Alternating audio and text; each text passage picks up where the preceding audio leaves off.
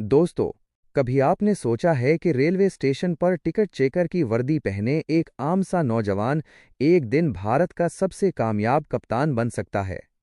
जी हां, ये है कहानी महेंद्र सिंह धोनी की, जिसने अपने ख्वाबों को हकीकत बनाया और पूरी दुनिया को ये दिखाया कि हौसला, मेहनत और ईमान के आगे कुछ भी नामुमकिन नहीं। धोनी झारखंड के एक छोटे से शहर रांची में पैदा हुए। बचपन में वो क्रिकेट के बजाय फुटबॉल के गोलकीपर थे, लेकिन किस्मत को कुछ और ही मंजूर था। स्कूल के कोच ने उनकी फिरती देखी और उन्हें विकेट कीपर बना दिया। शुरू में सहूलतें ना थीं, ना पैसा, ना बड़े ग्राउंड, ना ही सपोर्ट, लेकिन धोनी के पास था सिर्फ एक ख्वाब, क्रिकेटर बनना। वो दिन भी आया जब घर चलाने के लिए वो रेलवे में टिकट कलेक्टर टीसी की नौकरी करने लगे। दिन भर नौकरी और रात को क्रिकेट की प्रैक्टिस। थकन के बावजूद कभी हिम्मत न हारी।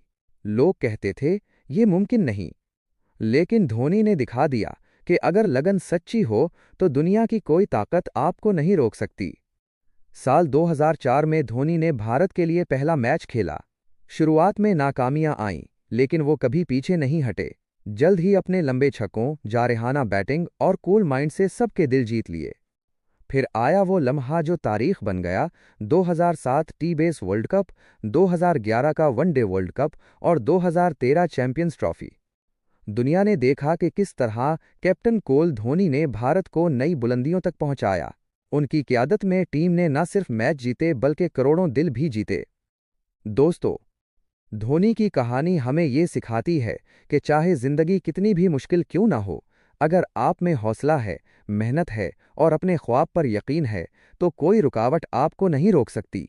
याद रखें, मंजिलें उनको ही मिलती हैं जो कभी हार नहीं मानते।